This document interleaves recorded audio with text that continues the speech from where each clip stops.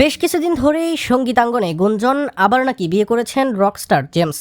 ঢাকার কনসার্টগুলোতে নাকি স্ত্রীকেও দেখা গিয়েছে তাকে। তবে বিষয়টি নিয়ে এতদিন মুখ খোলেননি নগর বাউল। 4 মাস আগে জুনের দ্বিতীয় সপ্তাহে তাদের ঘর আলো করে জন্ম নেয় এক পুত্র সন্তান। অবশেষে মঙ্গলবার প্রথম আলোর সঙ্গে আলাপে জেমস স্বীকার করলেন গুঞ্জন সত্য। 2014 সালে তার আগের স্ত্রী বেনজির সাজ্জাদের সঙ্গে বিচ্ছেদের কার্যকর হয়। বেনজির কন্যা সন্তান নিয়ে যুক্তরাষ্ট্রে স্থায়ী হন, আর জেমস দেশের বাইরে যেতে পারেননি। পারস্পরিক বোঝাপড়ার আলাদা হলেও কন্যার সঙ্গে যোগাযোগ বজায় রেখেছেন তিনি। এই বছর যুক্তরাষ্ট্র সফরের সময় মেয়ে জাহানের সঙ্গে দেখা করেছেন জেমস। প্রায় এক দশক পর 2023 সালের জুনে যুক্তরাষ্ট্রে এক ঘরোয়া আয়োজনে জেমসের জীবনে আসে নামিয়া আমিন। প্রথম দেখা হয় লস অ্যাঞ্জেলসে।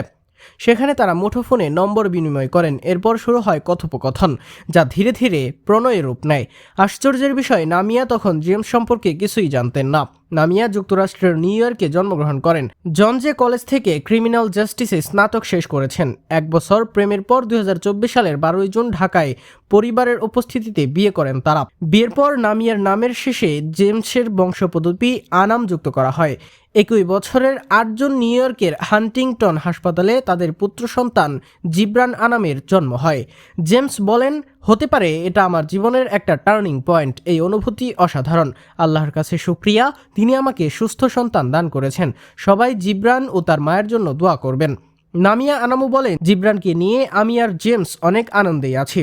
সত্যি জীবনের সেরা সময় পার করছি। আমাদের জন্য দোয়া রাখবেন। ব্যক্তিগত জীবনে এর আগে দুবার বিয়ে করেছেন জেমস। প্রথম স্ত্রী ছিলেন অভিনেত্রী রথি, যার সঙ্গে 1991 সালে বিয়ে এবং 2003 সালেই বিচ্ছেদ হয় তাদের। পরের বছর বেনজির সাজ্জাদের সঙ্গে তার বিয়ে হয়। প্রথম সংসারের এক পুত্র ও এক কন্যা। দ্বিতীয় সংসারেও একটি কন্যা সন্তান রয়েছে তার।